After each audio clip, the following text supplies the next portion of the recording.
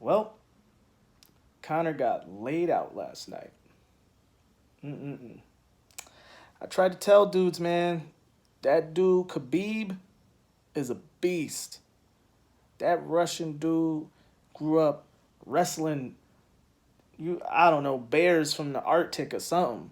Like, I've seen the dude fight. I've seen a few of his fights.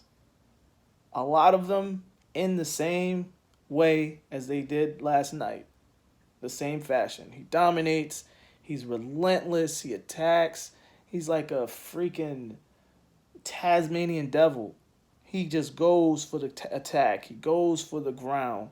And once he gets you on the ground, he just sinks his teeth into you and he just pounds you out.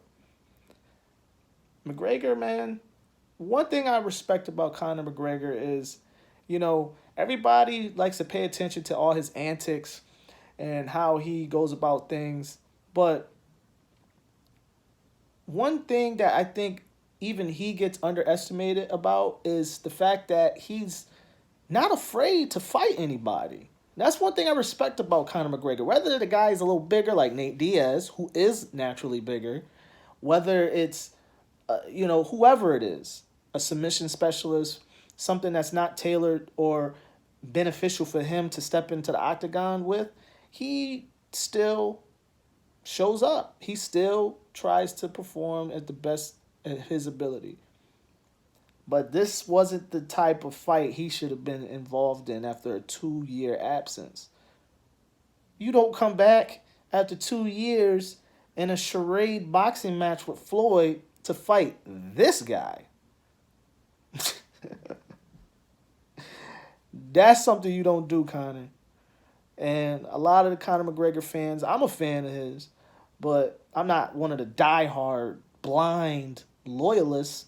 I mean, if I see, I'm a realist. If I see the guy is outclassed, outmatched, I'm gonna call it for what it is. And this is what I said to a lot of the people that's close to me. I said, look, I don't know about this one, man. Khabib, I don't know. I don't think that was the right move. And last night proved that right. So UFC next on the docket, I would say, would have to entertain the rematch. I mean, it's already, these guys were brawling after the fight. I mean, I can already see Dana, who's a fan of the WWE, who's a fan of Vince McMahon. Because believe me, he takes a lot of this promoting stuff from Vince McMahon.